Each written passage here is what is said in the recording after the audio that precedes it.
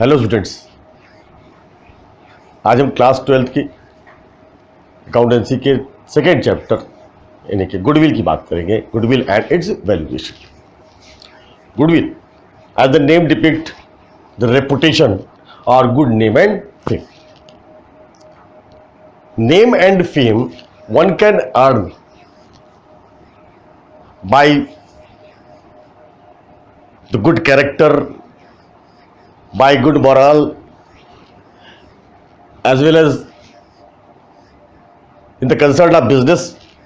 The business goodwill can be ascertained on the basis of its profit earning capacity. A business can earn more and more profit by making more and more sale, and one can exceed the sales volume and can make the more profit by continuous effort in the several years, good efficiency in the managing the business. So the reputation, name and fame cannot be valued in terms of money of an individual. Individual name, एक व्यक्ति का नाम या उसकी प्रसिद्धि, ख्याति रुपए में मूल्यांकित नहीं की जा सकती, can not be valued in terms of money. But if the name of that individual is helping in extending the business, making profit, then his name can be valued. The business, एक business लगातार कई साल तक व्यवसाय करने के बाद ही बाजार में अपनी पैठ बना पाता है, बाजार में अपनी एक क्रेडिबिलिटी, एक गुडविल बनाता है, एक रेपुटेशन बनाता है, और वो रेपुटेशन उसको प्रॉफिट कमाने में मदद करती है, सहायता करती है. The reputation helps in making profit.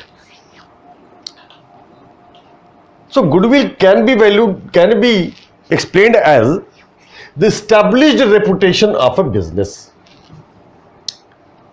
ये कई सालों तक व्यवसाय करने के बाद कस्टमर के बीच में उसकी एक प्रशंसा होती है, पैठ होती है, कस्टमर उसके पास आते हैं. यानी कि किसी बिजनेस का ऑब्जेक्टिव केवल कस्टमर को बनाना ही नहीं बल्कि कस्टमर को बढ़ाना भी होता है.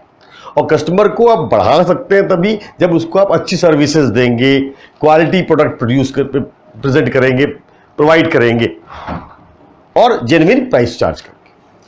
एस्टैब्लिश्ड रेपुटेशन, कई सालों तक एक रेपुटेशन बनाई जाती है, एक रेपो बनाया जाता है. Regarded as a quantifiable asset. Quantifiable, गुणात्मक नहीं, क्वालिटेटिव नहीं, बल्कि क्वांटिफाइबल, जिसको हम गणना कर सके. एसेट, एक वो प्रसिद्धि जो दिखलाई तो नहीं पड़ती है लेकिन लोगों के दिमाग में बनी रहती है, उसका नाम रहता है और उस नाम सुन करके उस पर लोग विश्वास करते हैं, जिसका कि मौद्रिक मूल्यांकन किया जा सके. कैसे करेंगे वो आगे की देखेंगे, कैसे कैलकुलेशन करते हैं. Asset and calculated as a part of its value when it is sold. यानी कि जब बिजनेस को बेचा जाए तो उसको उसके नाम का जो पैसा मिल रहा है, मूल्य मिल रहा है, वैल्यू मिल रही है, वही गुडविल कहलाती है. On the other hand we can define the goodwill.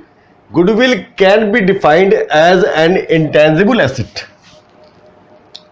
which arises from the reputation or good name or benefits possessed by a business, which enables it to earn excess profit over the normal rate of return or normal expected profit on the capital employed in the business. यहां पर इसका मतलब क्या है, क्या कहना चाहता है डेफिनेशन? सीधी सी बात, goodwill can be defined as an intangible assets. Goodwill को एक इंटेंजिबल एसेट्स के रूप में परिभाषित कर सकते हैं. इंटेंजिबल यानी कि जो दिखलाई नहीं पड़ती है, अदृश्य संपत्ति के रूप में। यानी कि संपत्ति तो है हमारी, दिखलाई नहीं पड़ती भौतिक रूप से, physically, that is not presented in the business, but it helps in making profit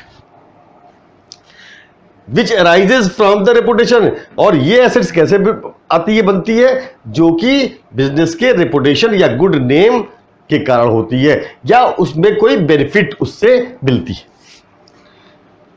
which enables it to earn excess profit, यानी कि बिजनेस को ये एनेबल करती है, योग्य बनाती है कि जितना एक्सपेक्टेड प्रॉफिट है, यानी कि हर एक बिजनेस का एक नॉर्मल रेट ऑफ रिटर्न होता है कि अगर इतनी कैपिटल लगाएंगे, कैपिटल एम्प्लॉयड पर इतनी कैपिटल लगाएंगे तो इतना लाभ उसको होगा, इतने परसेंट प्रॉफिट उसको मिल सकती है। एक्सपेक्टेड प्रॉफिट और नॉर्मल रेट ऑफ रिटर्न, जो एक्सपेक्टेड है उससे ज्यादा प्रॉफिट मिल रही है उसी बिजनेस में, तो कहेगा जो एक्सेस मिल रहा है उसके नाम और प्रसिद्धि के कारण मिल रहा है। जैसे एक बिजनेस 1 लाख रुपए की कैपिटल लगाता है, एक परफेक्ट कंपटीशन है जहां पर कई बाजार में कई व्यवसायी है, कई बिजनेसमैन है, 1 लाख रुपए कैपिटल लगाता है और ये एक्सपेक्टेड प्रॉफिट 10% है, यानी कि जितनी कैपिटल लगाएगा उसका 10% प्रॉफिट, यानी कि 10,000 रुपए मिले कमाएगा। लेकिन उस बिजनेस के नाम के कारण वहां कस्टमर ज्यादा आते हैं और वो प्रॉफिट कुल 15,000 कमाता है, यानी कि 5,000 एक्स्ट्रा प्रॉफिट कमा रहा है। वो 5,000 जो प्रॉफिट कमा रहा है, कैपिटल जो इंप्लॉय किया गया है उस पर 10,000 प्रॉफिट कमाने की जो एक्सपेक्टेशंस थी उससे ज्यादा वो एक्सेस जो कमा रहा है वो उसके नाम के कारण उसको एक्स्ट्रा प्रॉफिट मिल रही है। ऐसा नहीं कि लोग अधिक पैसा देके जा रहे हैं, इसलिए कि उसकी सेल्स वॉल्यूम बढ़ती जा रही है, क्योंकि कस्टमर उसके पास ज्यादा आ रहे हैं, बिजनेस के और बिजनेस के पास कस्टमर कम जा रहे हैं। ये गुडविल की बात करेंगे। गुडविल को और कैसे वैल्यूएशन करते हैं, गुडविल को हम देख सकते हैं, goodwill is equal to P minus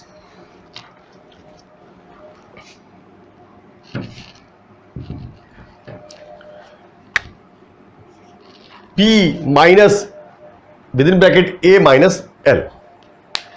P stand for purchase price of the business. अगर बिजनेस को हम खरीद रहे हैं तो कितने में खरीद रहे हैं, purchase price of the business to be purchased, जिस बिजनेस को खरीदा जा रहा है। और जब पूरी बिजनेस हम खरीद रहे हैं, whole business we are buying, then उसमें कुल कितनी एसेट्स आ रही है और कुल कितनी लायबिलिटीज है। A stands for fair market value of assets and L stands for fair market value of liabilities. जितनी एसेट्स आपको मिल रही है उसमें से वो लायबिलिटीज घटा दे जो लायबिलिटीज अब टेक ओवर कर रहे हैं, और उसके बदले में कुल कितना परचेज प्राइस दे रहे हैं। अगर एसेट्स लायबिलिटीज के ऊपर जो एक्सेस पैसा आप दे रहे हैं वो एक्सेस इसलिए दे रहे हैं कि जो कंपनी फर्म का नाम है उसके बदले में, नहीं कि गुडविल के लिए दे रहे हैं। ये गुडविल के बारे में बात करी जाती है। गुडविल किस तरीके से बिजनेस को सहायता करती है, हेल्प करती है और कैसे कमा लेते हैं। जाहिर सी बात है कि जब हम बिजनेस करते हैं तो एक साल में किसी भी बाजार में आप बैठ करके नेम और फेम अर्न करना बहुत आसान काम नहीं है। तो कई सालों तक लगातार व्यवसाय करते करते उस क्षेत्र के, उस एरिया के लोगों के बीच में आपका एक नाम प्रसारित हो जाता है। अगर वो गुड नेम में जा रहा है तो गुडविल, बैड नेम में जा रहा है तो आपका कोई गुडविल नहीं बनती। और जब एक बार गुडविल आपने स्टैब्लिश कर ली, रेपुटेशन स्टैब्लिश कर ली, तो लोग, कस्टमर आपके पास ही जाएंगे परचेज करने के लिए। उसके पीछे बहुत से फैक्टर्स होते हैं। अब जरा हम बात करें कि गुडविल के फीचर्स क्या हैं।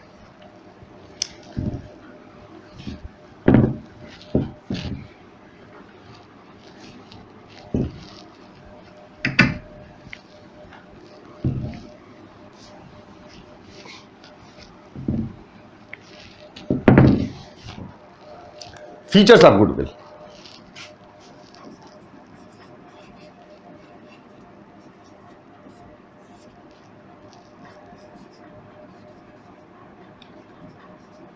intangible assets,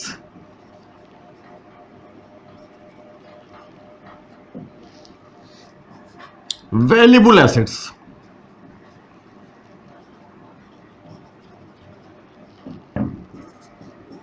जैसा बताया आपने, इनटेंजिबल एसेट्स जो दिखलाई नहीं पड़ता, यानी कि यह अदृश्य संपत्ति होती है, विजुअल नहीं होती है, विजिबल बिल्कुल नहीं होती है, इनटेंजिबल एसेट्स कहलाती है। दूसरा जो हमने बात करी वैल्यूएबल एसेट्स, ये वास्तव में एक प्रेशियस एसेट है, वैल्यूएबल एसेट्स है जो कि एक वैल्यू दे सकती है आपको।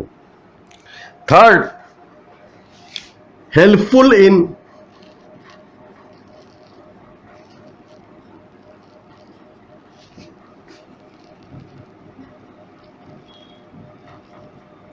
Earning access profit,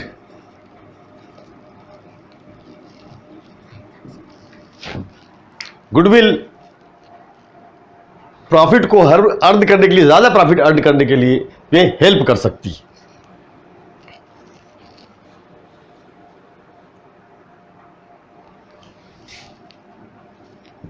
fourth, its value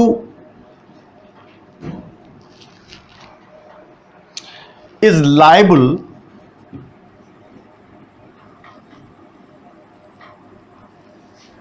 to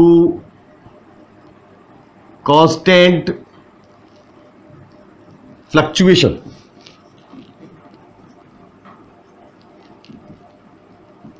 इसमें लगातार उतार चढ़ाव होते रहते हैं इसकी वैल्यू में। कारण, क्योंकि गुडविल की वैल्यूएशन प्रॉफिट के आधार पर की जाती है, जरूरी नहीं कि प्रॉफिट हर साल एक जैसी हो। तो प्रॉफिट किसी साल अधिक हो सकती है, किसी साल कम हो सकती है, उस बेस पर जब वैल्यूएशन करी जाती है तो इसकी वैल्यू घट बढ़ सकती है। Fifth, it is valued when whole business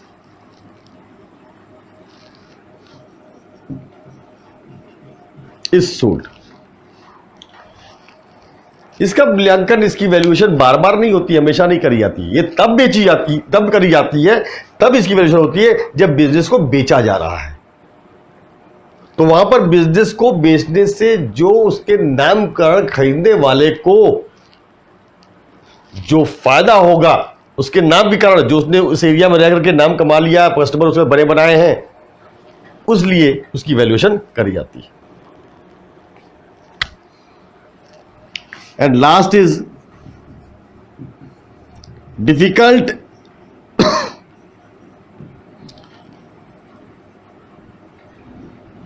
in valuation of exact value of the goodwill। Exact valuation goodwill करना बहुत कठिन काम है, डिफिकल्ट काम है। कि वास्तविक मूल्य क्या है, ये एक एस्टिमेटेड बेस पर होते हैं, ये बिजनेसमैन के विवेक पर डिपेंड करता है किस तरह से वैल्यूएशन कर रहा है। तो इसकी वैल्यूएशन करना, इतना एग्जैक्ट वैल्यूएशन करना आसान काम नहीं है। ये तो रहे फीचर्स की बात। जरा बात करें इसके फैक्टर्स में, कौन कौन से फैक्टर्स के पीछे होते हैं गुडविल के।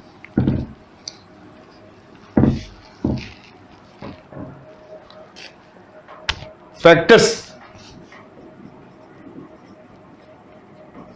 Affecting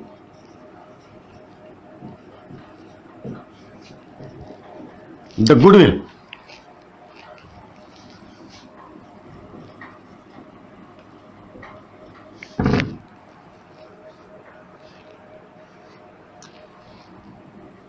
factors affecting the goodwill और factors affecting the value of goodwill.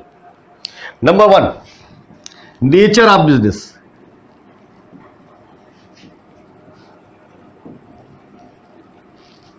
Second, nature of goods.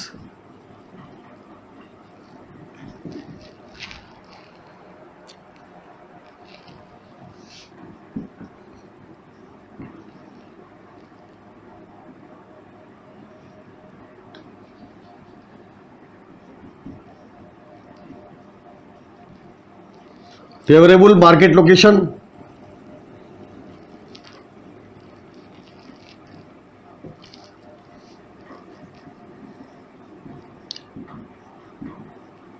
efficient management,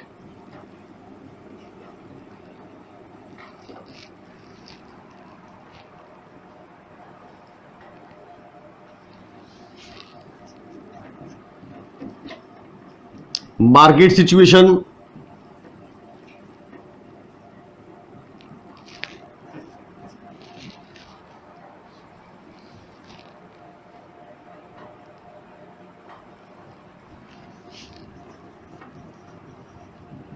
special incentives,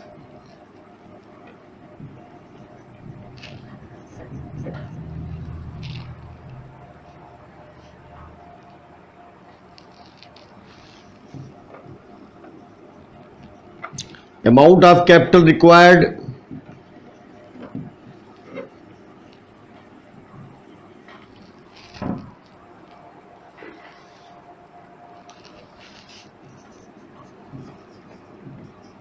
risk involved, and miscellaneous factors.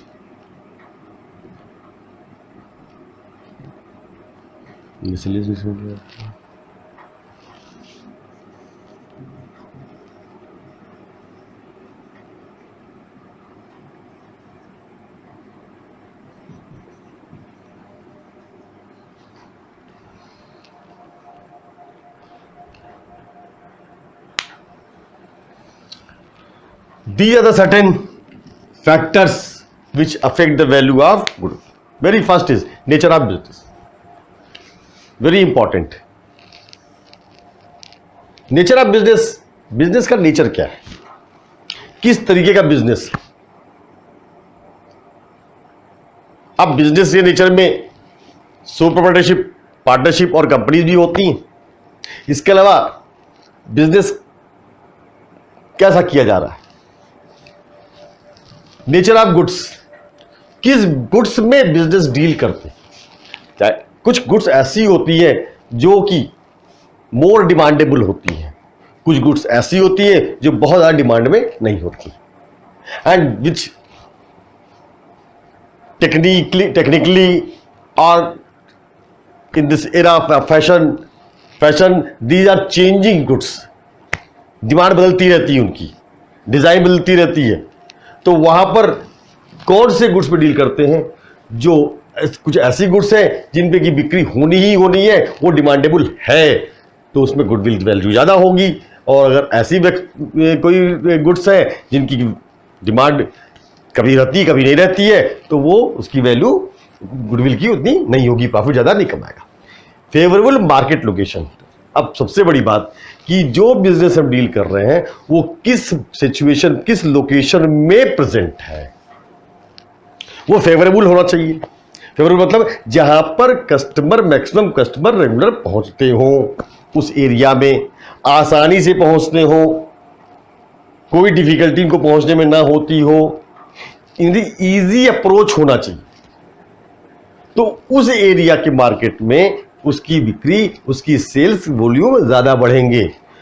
फारफ्लंग areas में, कुछ ऐसी दूरी एरिया में है जहां पर जाना ही मुश्किल है, कोई पहुंच पाए बहुत मुश्किल से पहुंच पाता है, दिक्कत होती पहुंचने में, तो वहां पर कस्टमर पहुंचेगा ही नहीं। लेकिन कुछ एरिया जो मार्केट लोकेशन है जहां पर कस्टमर रेगुलर पहुंच ही रहे हैं, वो रास्ते में ही है, तो वहां पर सेल्स वॉल्यूम वैल्यू ज्यादा बढ़ेगी। इसीलिए आजकल प्रचलन चला हुआ है मॉल्स का, जहां पर एक ही छत के नीचे बहुत सी शॉप्स होती हैं, जो कस्टमर वहां पहुंचते ही पहुंचते हैं, तो कुछ कस्टमर मन बना के ना जाए तो भी वो सामान ले लेते हैं। तो ये भी एक बहुत बड़ा फैक्टर। दुकान की विंडो ड्रेसिंग भी बहुत बड़े फैक्टर है। शॉपकीपर, सेल्समैन का जो कंडक्ट है, बिहेवियर है, व्यवहार है, वो भी बहुत बड़ा फैक्टर है। ये सब बिजनेस के फैक्टर्स में माने जाए। Efficient management, yes, a good management can make more and more profit. अच्छा मैनेजमेंट होना चाहिए। Everything should be planned way, हर चीज प्लानिंग की बेस पर होना चाहिए। तो if the businessman is well versed to manage the whole business and he is involved in the business activities with the proper planning and policies, and is giving training to his employees how to deal with the customer, that is called efficient management. And that efficiency help in making more and more profit, which helps to value the goodwill. Obviously, goodwill will be more. Market situation. Yes. Nowadays, we are living in this, the past 3 months in the pandemic. The market situation is very worst. सब कुछ बंद है, लोग बस income कम हो गई है। इस वक्त जो भी बाजार में बैठे हुए लोग हैं, शॉपकीपर्स हैं, जो भी बिजनेस हैं, उन सब की हालत बड़ी खराब है। तो मार्केट सिचुएशन ये होती। अगर ऑर्डिनरी डेज होते, नॉर्मल डेज होते, तो ये शादी ब्याह के समय होता, उसमें डिमांड ज्यादा होती, बिक्री ज्यादा होती, प्रॉफिट ज्यादा होती। बहुत से ऐसे बिजनेस है जो गर्मी के दिनों में बहुत ज्यादा चलते हैं, आइसक्रीम की, उनकी ज्यादा डिमांड होती, वो ज्यादा बिक्री होती, आजकल सब ठप पड़ा हुआ है। तो ये भी एक मार्केट सिचुएशन, ये बहुत बड़ा फैक्टर होता है किसी बिजनेस को प्रॉफिट कमाने में और उसकी गुडविल को वैल्यू करने में। Special incentive, yes, that business can grow and can serve to the customer if one is getting special incentives such as continuous supply of electricity, yes, easy in borrowings, loans, ये special incentives हैं। बहुत सी छोटी छोटी चीजें जो उनको business को मिलती रहे सुविधा के रूप में, तो वो बिजनेस की जो एक्टिविटी है, बिजनेस को और चलाने में, बढ़ाने में, ऑपरेट करने में हेल्प करती है। और जब बिजनेस अच्छे से चलेगा, बिजनेस प्रॉफिट कमाएगा और गुडविल की वैल्यूएशन अच्छी होगी। Amount of capital required, business में कुल कितनी कैपिटल लगाई जा रही है, depends on the capital. Some goods are there which require more capital but there is lesser profit, so it is better invest less capital and earn more profit, mean one is advised to carry the goods which require lesser capital। जाहिर सी बात है, जब capital कम होगी, profit ज्यादा होगी, तो value की value ज्यादा होगी। लेकिन सारे लोग ये बिजनेस कर नहीं सकते, कुछ बिजनेस ऐसे भी होते हैं जिनमें कैपिटल रिक्वायरमेंट ज्यादा होती है, तो उसमें प्रॉफिट भी ज्यादा होती होगी, लॉस भी ज्यादा होता होगा, because more profit if there is more risk more profit, less risk less profit, risk involved. There are several types of goods in which the business deals, and these goods are, some of them are risky nature. अगर आप शीशे का business करते हैं, glasses का, तो risky है, टूटने के डर रहते हैं, नुकसान की संभावना ज्यादा होती है। तुरंत टेक्निक चेंज होती है, तुरंत बहुत सी चीजें चेंज होती हैं,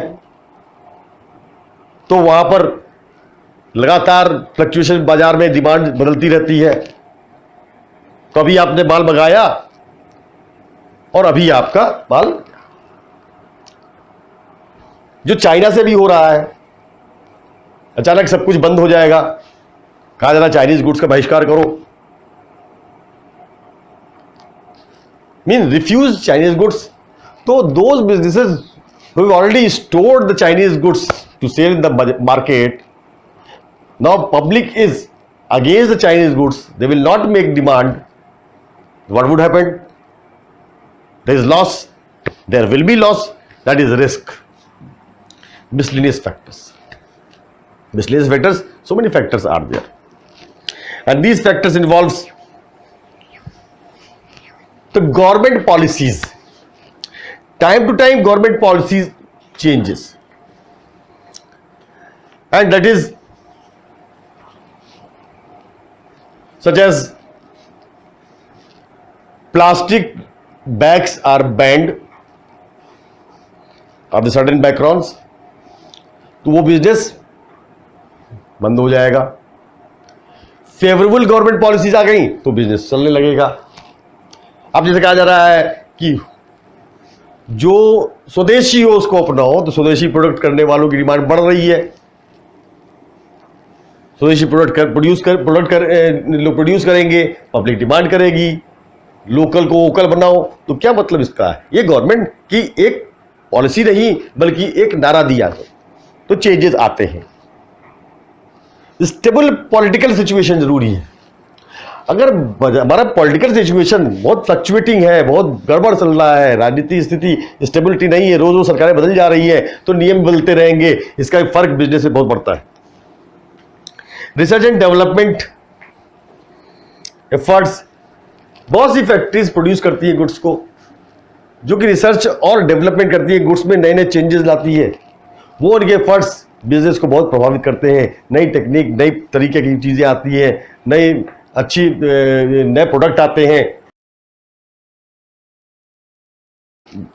जो पुराने प्रोडक्ट है उसमें कुछ चेंजेस होते हैं, जो कस्टमर को सुविधाजनक हो जाती है, फैसिलिटेट करती हैं, तो उस कंडीशन में बिजनेस की इन्वॉल्वमेंट बढ़ जाती है। जो भी बिजनेस अपडेटेड रहेंगे न्यू प्रोडक्ट में, वो ज्यादा अच्छा काम कर पाएंगे। तो ये फैक्टर्स हैं, factors of goodwill. Now classification of goodwill. Classification of goodwill can be classified into two, that is purchased goodwill and another is non-purchased goodwill or self-generated goodwill or inherent goodwill. What is the meaning of it? When the goodwill is valued, how the goodwill is valued and how it brought in the business. Purchased goodwill, when one business is paying something to acquire that goodwill, that is called purchased goodwill. अगर कोई business कुछ consideration दे करके goodwill purchase करता है तो वो purchase goodwill कहलाती है। अब वो कैसे परचेज करता है? जो भी बिजनेस एक्वायर करी जा रही है, एक बिजनेस दूसरी बिजनेस को एक्वायर कर रही है, तो उसके एसेट्स और उसकी लायबिलिटीज दोनों को एक्वायर करती है। एसेट्स और लायबिलिटीज, एसेट्स में से लायबिलिटीज को अगर घटा दें तो नेट वैल्यू ऑफ एसेट्स मिल जाएगी। अब उस एसेट्स नेट वैल्यू जो आ रही है और जो परचेज कंसिडरेशन है, इन दोनों का डिफरेंस, अगर परचेज कंसिडरेशन ज्यादा है, net value of assets acquired कम है, पैसा अधिक दे रहे हैं, वैल्यू कम मिल रही है, इसका मतलब जो एक्सेस पैसा आपने दिया वो गुडविल एक्वायर करने के लिए दिया, उसको बोलते हैं परचेज गुडविल। इसका एक basic character, as the goodwill is intangible assets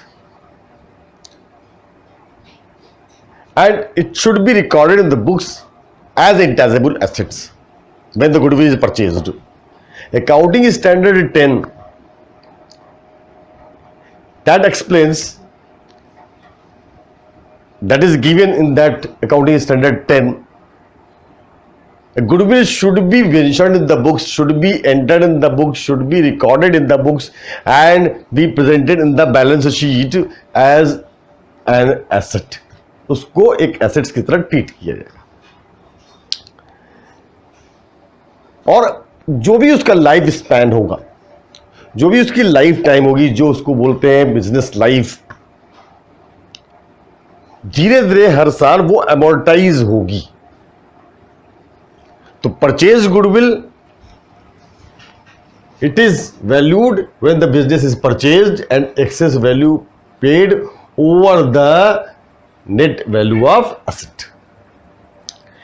When it is acquired, that will appear in the books of accounts, will appear in the balance sheet as an asset, and in the lifespan of that goodwill it will be amortized. Amortization का मतलब सीधा depreciation, type of depreciation, that is called amortized. Second है non purchase goodwill और self generated goodwill. और inherent goodwill. Non purchase मतलब इसको purchase नहीं करते, या सेल्फ बिजनेस के प्रॉफिट की बेस पर इसको वैल्यूएशन कर ली जाती है, इसी को इनहेरेंट गुडविल बोलते हैं। अब ये कैसे होती? जो भी बिजनेस का एक्टिविटीज है, जो बिजनेस की परफॉर्मेंस है और गुडविल की वैल्यूएशन करी जाती है उसके बेस पर, that is valued from the several characteristics and attributes of the firm of the business. बहुत सी कैरेक्टरिस्टिक्स, बहुत सी एट्रीब्यूट्स होती है इस गुडविल को वैल्यूएशन करने के लिए, जो कि सेल्फ कर ली जाती है, बिजनेस के प्रॉफिट बेस पर डिपेंड करता है। तो जैसे कई साल की प्रॉफिट के आधार पर उस गुडविल की वैल्यूएशन करी जाती है। हम लोग पढ़ेंगे आगे method of valuation of goodwill, कैसे वैल्यूएशन करते हैं उसके बारे में। फिलहाल ये जाने नॉन परचेज गुडविल कहलाती है। ये बिजनेसमैन न बिजनेस परचेज कर रहा है न सेल कर रहा है, इसके बावजूद भी ये कर लेता है, वैल्यूएशन करता है। वो कब कब करता है, किन किन केसेस में करेगा? जाहिर सी बात है कि उसकी आवश्यकता तब पड़ती है जब पार्टनरशिप फर्म में एडमिशन हो रहे हो किसी पार्टनर के, तो जो पार्टनर आ रहा है वो गुडविल का पैसा दे, क्योंकि वो उसमें प्रॉफिट शेयर करेगा फ्यूचर में। पार्टनर रिटायर हो रहा है, पार्टनर की डेथ हो जाती है, तो several reasons are there to value the goodwill, that is called self generated और non purchased. As it is intangible assets, accounting standard 26 also describes about the presenting intangible assets। और ये कहा जाता है accounting standard 26 intangible assets related है, लेकिन accounting standard 10 fixed assets related है। तो गुडविल जब परचेज करी जाती है तो इंटेंजिबल एसेट्स की तरह अकाउंटिंग स्टैंडर्ड 26 में प्रेजेंट करी वैल्यूएशन होगी, उसको देखा जाएगा, और as fixed assets accounting standard 10 की तरह लिखा जाएगा। यहां पर अकाउंटिंग स्टैंडर्ड 26 साफ मना करता है कि इंटेंजिबल एसेट्स अगर सेल्फ जनरेटेड है गुडविल, तो वो बुक्स में नहीं लिखी जाएंगी, will not be presented in the books of account. Remember it, goodwill purchase will appear in the balance sheet, goodwill not purchased but it is self generated will not appear in the books। ये basic classification है goodwill की। Goodwill इसकी जरूरत कब पड़ती है? जब partners के एडमिशन होंगे, जब पार्टनर से रिटायर होगी, जब पार्टनर की डेथ हो जाएगी, जब बिजनेस को सेल किया जाएगा, तब सेल्फ जनरेशन की बात करते हैं। और परचेज गुडविल जब बिजनेस एक्वायर करते हैं, जो एक्सेस पैसा पे करते हैं, वो परचेज गुडविल कहलाती है। This is classification. Now next is the need of goodwill. जब लोग बात कर रहे हैं परचेज और सेल्फ जनरेटेड की, तो उसी पे आएगा need of valuation of goodwill. Need of valuation of goodwill, goodwill की वैल्यूएशन की जरूरत क्यों है, क्या आवश्यकता है? सबसे पहले जरूरत कब पड़ती है? When admission of the partner is admitted, या इसको ऐसे लिखे, on the admission of partner,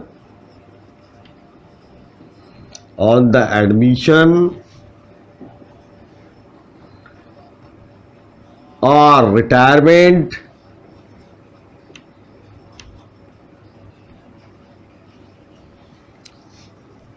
or death of the partner।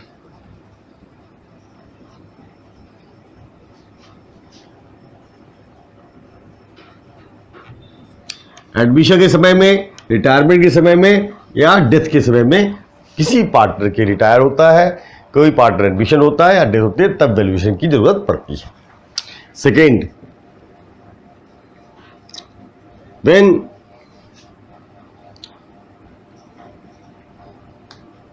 There is change in profit sharing ratio,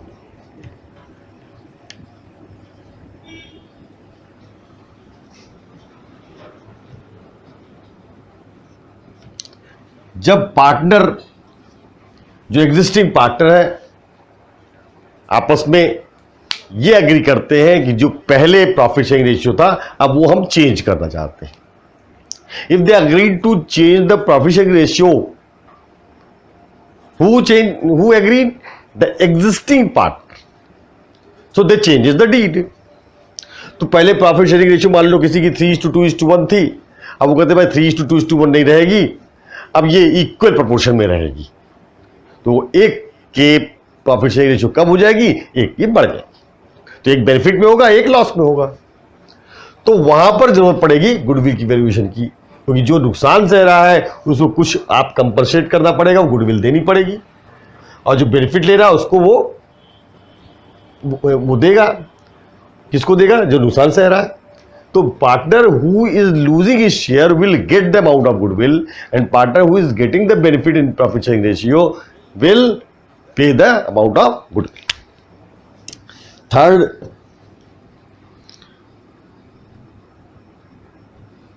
when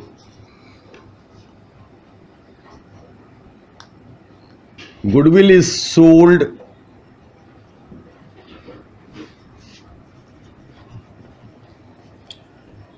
at the time of dissolution,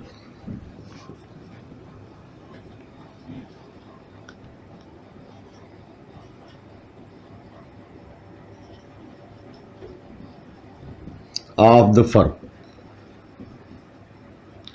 जब फर्म डिसॉल्व हो रही है, किसी भी कारण से डिसॉल्व हो रही है, आइदर बिकम इंसॉल्वेंट और the partners are not agreeing to और not ready to continue the business, so many factors are there. तो पार्टनरशिप डिसॉल्व हो रही है, उस कंडीशन में गुडविल को बाजार में बेचना पड़ा, गुडविल पहले से है, परचेज गुडविल, तो वो गुडविल की वैल्यूएशन की जरूरत पड़ती है.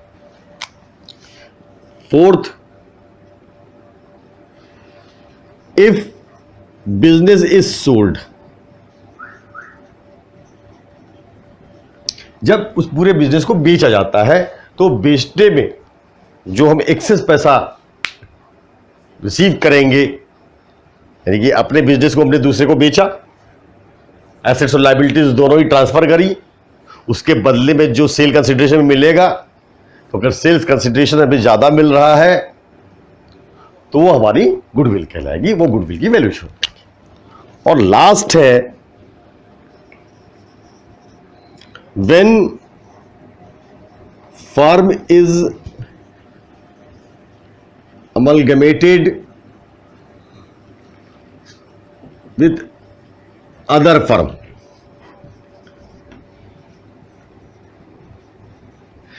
in case of amalgamation, यानी कि दो फर्म हैं ए और बी, दोनों आपस में मिलकर के एक सी फर्म बनवाती है, उसको बोलते हैं अमलगमेशन.